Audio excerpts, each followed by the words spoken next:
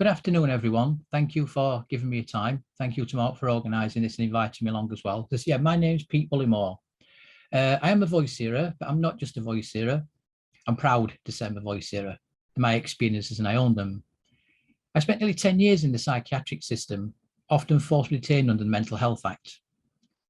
And when I first went into the system, I was told by a consultant psychiatrist, he said, "Mr. Bullimore, you are a chronic schizophrenic.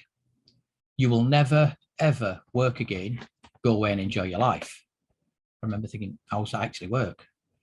But I'm now out of the mental health system. I've thrown my diagnosis away because I don't believe in the concept of schizophrenia, because there never has and there never will be any scientific validity for that diagnosis. I'm quite happy to say that I'm a voice hearer.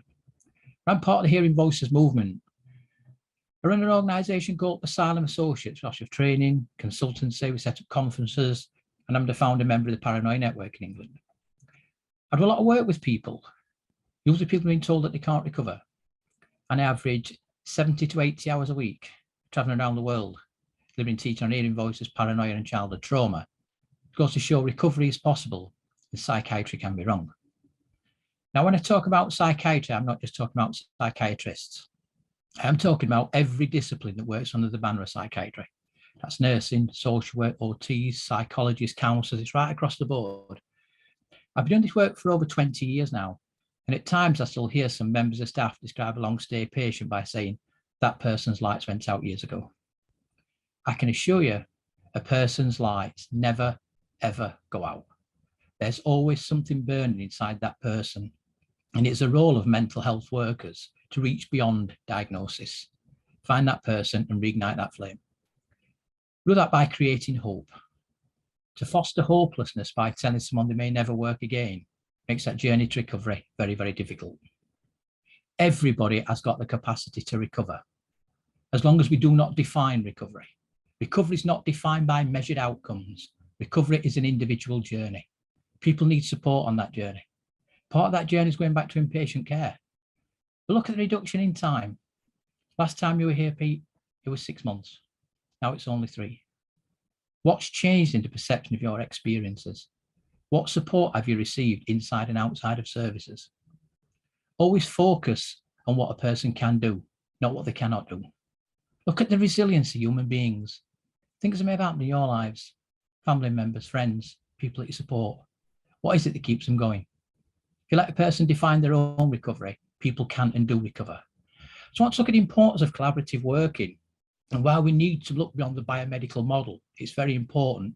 But also want to look at some work that we did in Greece by looking beyond the biomedical model. We had to break down a lot of barriers, and where we are in Greece now by bringing people together to share lived experience, and also getting within services to change perceptions within services. Because there's a misconception in the user movement, we're going to change services from the outside. It's not going to happen.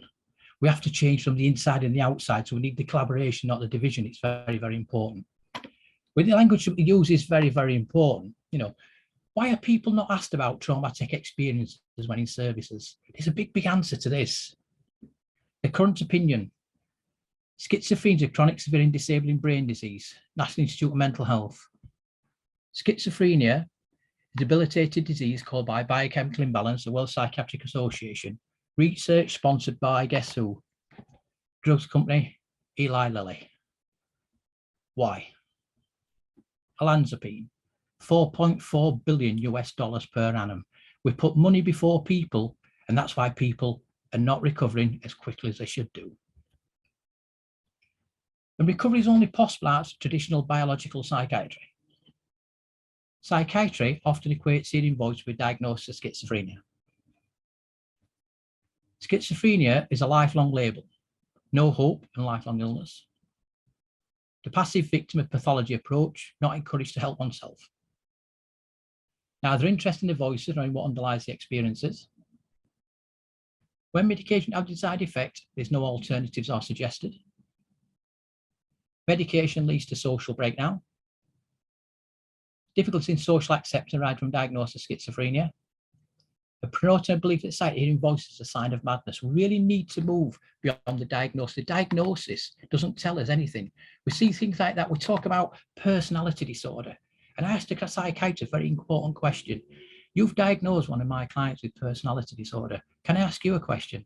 What's an ordered personality? And he just looked at me blank. So we need to move beyond that label. It's very, very important. Now, we should ask about a person's life. You look at the effects of trauma on the brain. Now, this is some research, and what I think is one of the leading researchers out there when it comes to trauma, Professor John Reed at University of East London.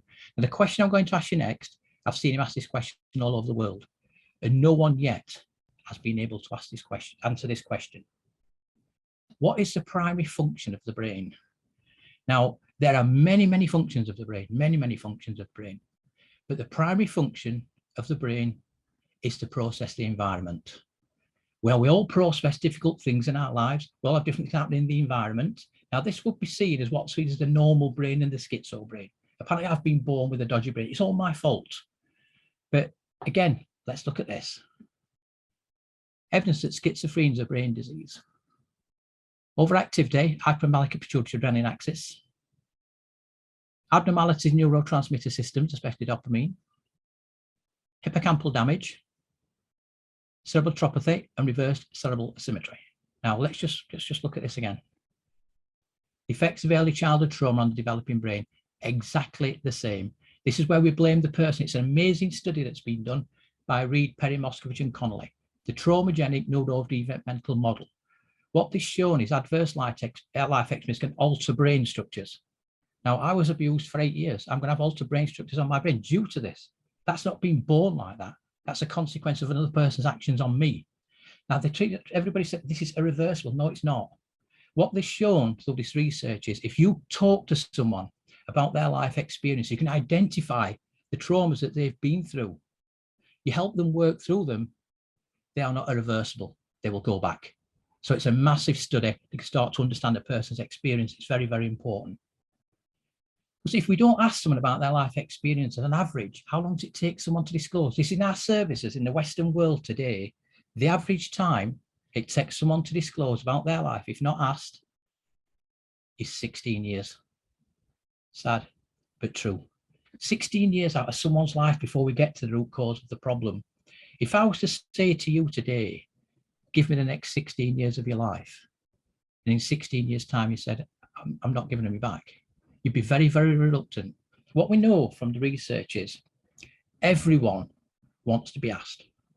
Not everyone wants to disclose, but everybody does want to be heard when they are ready to disclose. So the important question you should be asking is, what has happened to you, not what is wrong with you? It's very, very important questions, and people can start to move through that recovery stage a lot quicker, being put on medication to treat something that's got no biological cause. So we want to move beyond the biomedical model. This is how to look at developing the Greek hearing voice network and its impact on services today. So I'd like to talk you through this because in Greece, the service probably are in some areas, but it was very, very biomedical model. And it came around in 2008, and we put a conference on in Manchester. And there was a lady called Mariana Kefalano, and her brother had got diagnosed with schizophrenia. And what had happened in the hospitals, they were tying people to beds on the wards. And one of the hospitals caught fire, and they didn't untie people in time, and some people burnt to death. She was really frightened this could happen to her brother. So she arrived in Manchester for the conference that we were putting on, but we were very busy and I got no time to speak to her. And then we put another conference on in Canterbury. She made another journey from Athens to see us in Canterbury. And again, I was very busy. And she said to my wife, I need to speak to Peter. I can never get contact with him. So my wife said, you need to speak to this lady. She's come a long way. So we sat having a drink one evening and she told me about what happened in the system. She said, I'm terrified of my brother dying in a similar situation. And I made a very bold comment. I thought, we'll come over to Athens. We can do what we can do to help you. And she said, the problem is, Pete, we've no money. We've no money for any funds for this. So we can't pay you to come over. We can't pay your flights, your accommodation. So I spoke to the board at Asylum Associates that we set up, and we said, listen, we've got a duty of care to people. When we set this up with Terry McLaughlin, we know we've got to help people. So there's four of us, myself, my wife, Linda, Kate Crawford and Toria Reeve. We bought our own flights and we booked accommodation, and we arrived in Athens. And I'll be really honest with you, when we got there, I just thought, what the hell are we going to do? We'd arrived, we got no focus on what we're going to do. We didn't know anything about the Greek psychiatric system. And what Mariana did, she opened an open forum one evening, and there was 20 attendees, but The two psychiatrists came, one called Lycurgus and one called Fokin, and they looked really, really interested. We sat having dinner with them and afterwards, and we sat chatting, and they said to me, we can see these approaches you're talking about, but it won't happen in Greece. And I said, well, I think it can start somewhere. And that's with setting up a Hearing Voices group. Let's bring people together. Let's get them to talk about this experience, because people are very isolated. You meet so many people in your care today that don't know that people hear voices. You've got to break down those social barriers. It's very important. And they said, it won't happen. So we went back to England. It was in my mind, we've got to do something here. We flew back. Now, what Lycurgus did, he was a very radical psychiatrist and still is. It did something that had never been done before. Now, the general public, which was classed as a general public over there, are not allowed on the psychiatric wards. We arranged for us to get on the ward. It was 9 o'clock in the evening. And we were sat in the kitchen, and people that heard voices were invited to come and speak to us. About 20 people came. And the passion that was there was unbelievable. And at the end, we talked about Hearing Voices group coming together collectively. And it was so powerful. And at the end, they were demanding a Hearing Voices group. And we managed to set one up on the ward. This is in a very short space of time. We set one up in the community. Now, there's a very senior psychiatrist there called Theodore Mekadomoulos, and he heard about what we were doing. Went over to do another conference, and he was there. He was a very powerful looking man. And he listened to the workshop, and he just stared at me all morning, never, ever took his eyes off me. And I stood outside at lunchtime, and he walked outside, and he just went like this with his finger, as if to say, come here. And I thought, right, oh, here we go.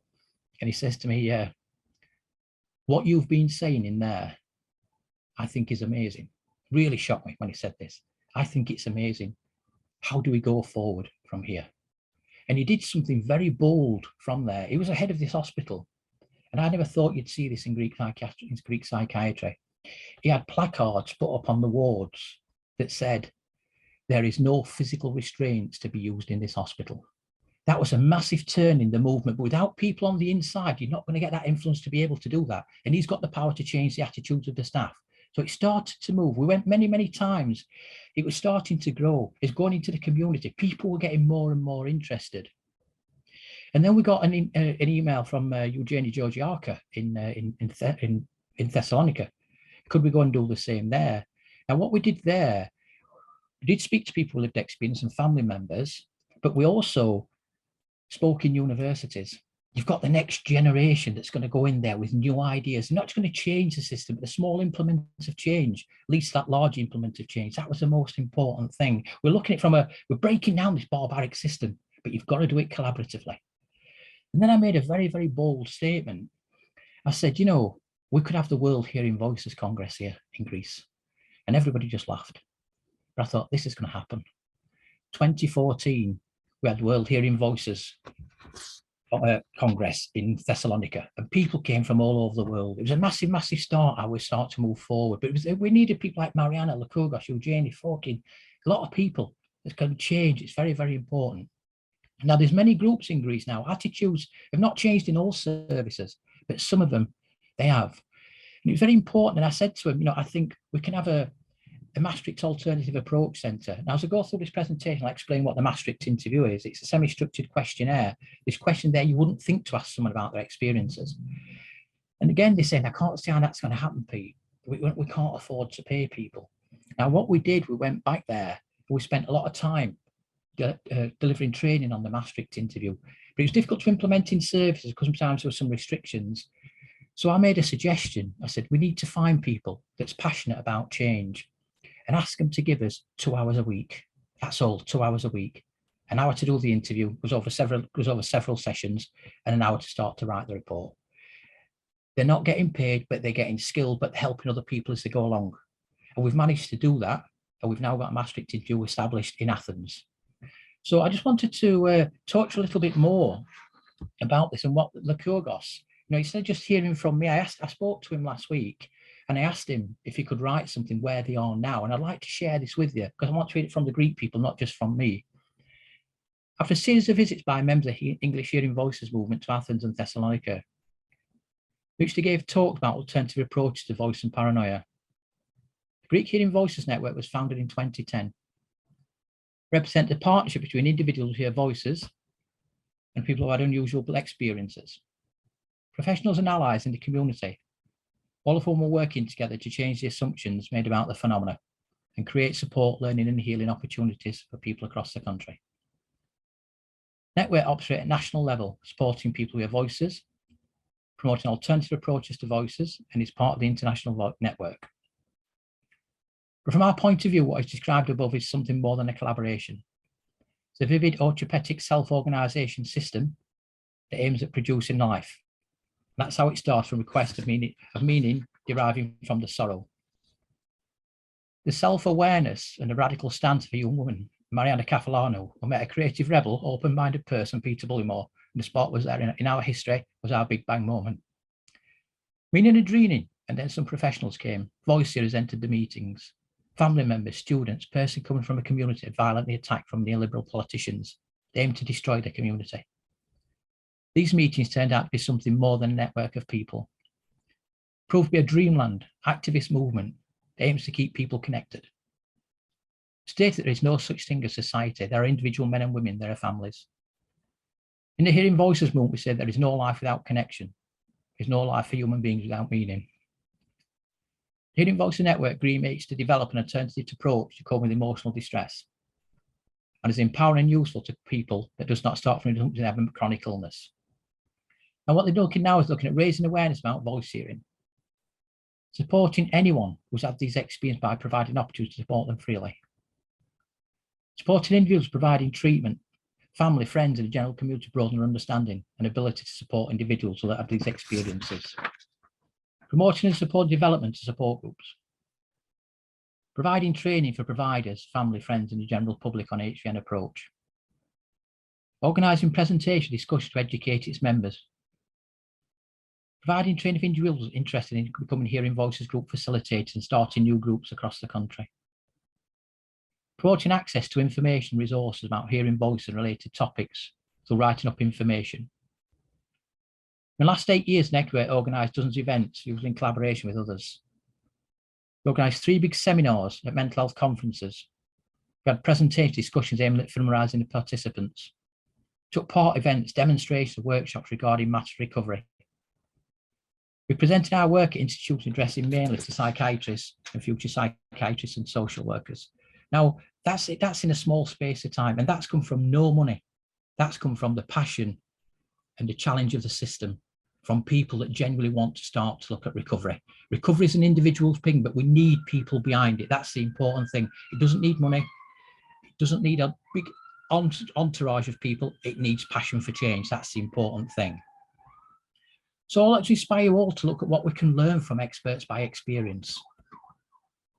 Now, when we set up the groups, we set these up all over. In the Greek one, people are very, very passionate.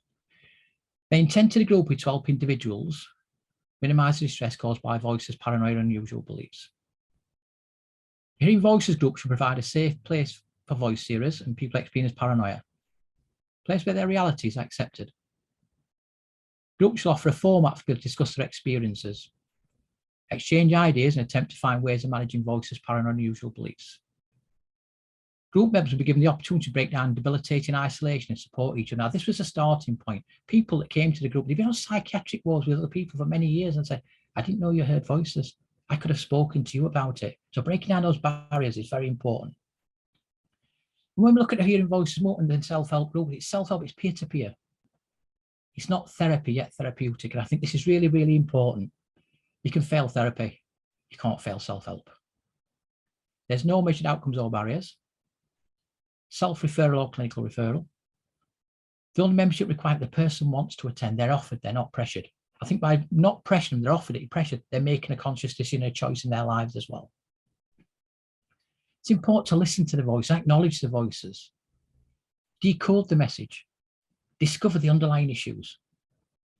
You deal with the underlying issue, the emotion or the conflict behind the voices. The voice gets you getting it, they're starting to listen. The voice becomes manageable, non-hostile, stop speaking, and the distress can be neutralised. Look at suppressed emotion manifesting as voices. Examples. Voice might say, kill yourself or your mother. Could be the fear of a physically or emotionally abusive mother. The issue here is codependence, understanding the real meaning, so we help that person get control of the experience to start with way to recovery. Dan doesn't want to be a friend anymore. If he's losing his only friend, issue here could be abandonment. We've got to look what's behind that voice. It's very, very important. What we did when we've been running the group for about 5 years, we got some feedback from the group to see how they thought it was helping them. There was new attendees to 5 years and 12 people returned questionnaires. And this is about, again, breaking down social isolation. Why did you come to the group? Interaction with other people, I can draw parallels with my experiences. Share my experience in a safe, non-judgmental environment. Gain wisdom from others for support and acceptance of my experiences. Help, support and understanding. What do you get most from the group? A survival strategy. Honestly, don't believe I could survive. I couldn't survive without this group. Love, understanding and compassion. True acceptance. Everyone is non-judgmental. No one thinks I'm weird. I feel I belong. People actually care about me. I can be honest and express myself. Feeling of safety. Feeling of being somewhere with real people who understand me. These are very, very powerful statements. The impact it's had on your life. Help me realise I'm not alone with my voices. Turn my life around, literally. I couldn't imagine my life without this group. I can trust people for the first time. That is massive. I wouldn't be alive if it wasn't for this group. I come with my voice to improve, to use new ways of coping that others have suggested. I saved my marriage. What's the best things? People listen and don't judge. People try and help me find solutions. Meeting real and genuine people. Everyone gets this chance to speak and express themselves. Relaxed, caring and accepting atmosphere. How's it managed and facilitated? Excellent, spot on. These are people who have lived experience that's facilitating these groups now. All the facilitators are brilliant. Everyone gets a chance to speak. There's always a flexible approach to people who are in crisis and need more time to speak, and the group is very well managed. So think about attending the group for the first time. What advice would you give them? Don't worry, you'll be welcomed and accepted. Don't rush into the group. Sit and listen, you'll soon make friends. Come to the group. You'll be surprised how you'll find similarity to your own experiences from others. You don't have to talk straight away. You can come listen to others. You'll soon find something in common with everyone. How could it be improved? I don't think it could. It works fine. Personally speaking, I think we'd all benefit from a place where we can go after the group so we're not constrained by time. When a group is well attended, as it is, there's less time for people to get their say. So what we learn from this, maybe instead of running it for now, we're going to run it for 90 minutes. We're working back from the people. Again, they're getting that control back in their lives. Now, a lot of people started with coming to the group, and the Maastricht interview I've set up with Lukogos in Athens. People are now starting to move on to this. So people in 2 hours at a time to work with people. They're helping people with skilling themselves up. I'll give an overview of what the Maastricht interview is. Now, this questionnaire was originally designed as a research tool. So this information from the people who hear voices. It's proved to be extremely useful in getting a much fuller picture of shared experience of voice hearers. The results are subsequently being used to develop a range of coping strategies that can help voice hearers come to terms with their experience. As a result, using this questionnaire, we discovered that while it's valuable for research, it's also proved to be a good way of beginning the process of exploring the voice hearing experience for individual voice hearers, and as means of developing the confidence of mental health workers who want to work with voice hearers. It's important to stress this questionnaire was developed by voice hearers in partnership with mental health professionals, and that voice hearers regard as being the experts and full partners in the process of finding solutions to the difficulties that hearing voice can sometimes cause. Now, hearing voice is planting 10% of general population. You probably find that's wrong. It's 10 to 25% of the general population. We base it on the 10% of the ones that come into psychiatric care. It's not an illness in itself. One can become ill if one does not control them. You accept the voices are real to the person. Arguing about what they're real for, they're absolute pointless arguments. As I'm sat talking to you now, there's activity in the speech centre of my brain.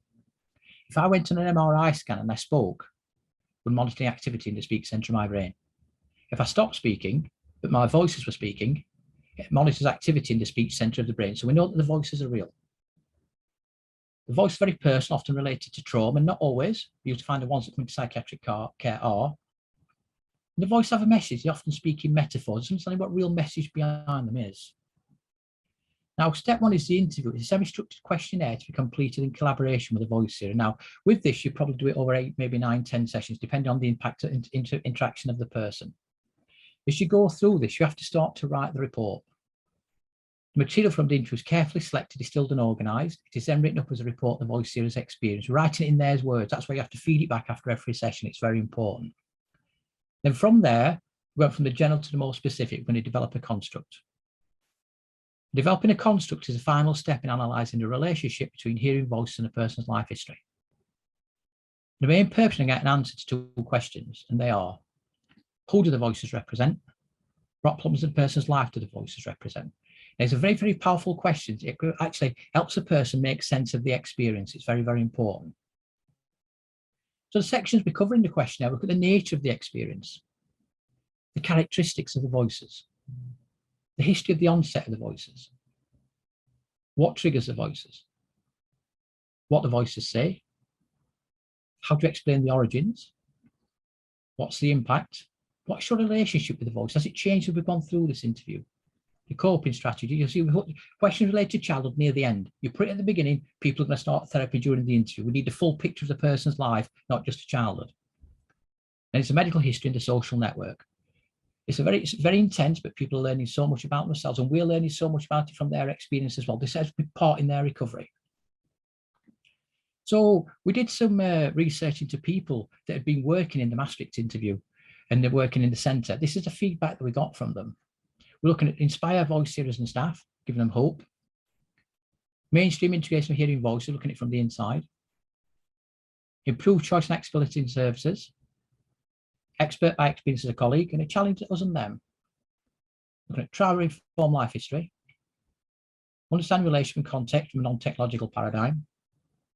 Sustain by engaging staff and management, evidence they understand. Feedback from the staff. This was before the training. I tend to avoid it, feeling I could not deal with what was said or I might upset them. I'm now happy to listen about the voice and feel more confident about discussing them further. This was before the training.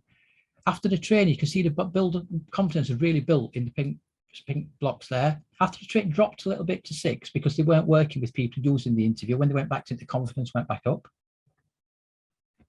Able to see a person hearing voice from a different perspective. Fresh optimism about how to help them. Having worked with someone for 5 years with voices, I've felt useless most of the time because I've not known how to help. After regenerate a realisation how people's difficulties emerge and link. Attitude to staff. As the course changed your perception of service, I could see some saying no there. That's because they're always thinking in a different way, but it's changed a big impact of their perceptions. I've never believed you could use this Maastricht with someone who has learning difficulties. Normalisation of the phenomenon instead of illness model, very good. Reinforce the resilience of people that do hear voices. And again, staff developing awareness. You can see it's making massive changes by changing the staff's attitude, by working collaboratively. They're working with the person in a different way, and the person's starting to move on. Help me understand how complex the nature of trauma can be, how many ways it affects people. Again, look how it influences practice. It's absolutely massive how it's influenced practice. I can already see the potential of utilising this approach in our teams. Hearing voice not necessarily linked to schizophrenia as previously thought. 6 months later, 1 out of 7 completed interview. Some consulted directly with myself. Some referred clients to myself. Some referred to the hearing voices group. People might not be ready for this. They go to the group, can talk to people that's been through it and get support when they do decide to move on to it. 6 out of 7 work personally with the Hearing Voices Network approach, and 17 clients referred for the Maastricht work. Opened my eyes and understanding, gave me courage and inspiration and confidence about the ability to recover. As a psychiatrist, completed the Maastricht training. I'm aware of the times, I just want to finish on this. With testimonials from psychiatrists who undertook the training. In 2013, I participated in Maastricht interview training with Peter, Kate and Sean. As a psychiatrist for almost 40 years, I found the Maastricht interview approach to voice hearers, those with problematic beliefs, to be a powerful approach to share and hold space with another. The interview must surrender their preconceived beliefs, theories and agendas to deeply listen to the other, creating a connection based on shared expertise. Folks who have completed the interview find new meanings in their traumatic experience, leading to long-sought desires for change. This was from a psychologist in Greece. Training taught me the resiliency and recovery can be found in the crisis itself. This crisis can be a path to self-discovery and self-actualization. The approach transcends labels and diagnosis and provides insight into a person's life story. It is deeply personal, and for this reason, its benefits are enduring, truly transformative. So inspired by what I learned from Pete and Kate, I travelled to Sheffield in the UK to learn more. I know I'm better psychologist and therapist because of this unique training. So the evidence is there that we're starting to build. It's really, really important. And this is where we had a conference outside. People are actually speaking openly about the voices. We invited people with lived experience. Come and talk in front of others. Don't let them lock you away. Stand up and be proud. You're still a human being. Just by doing that, you're empowering them, giving them self-control, and we can break down the stigma behind the diagnosis, and people can move on and recover. That's the important thing. So thank you for listening to that. I really, really appreciate it. Thank you.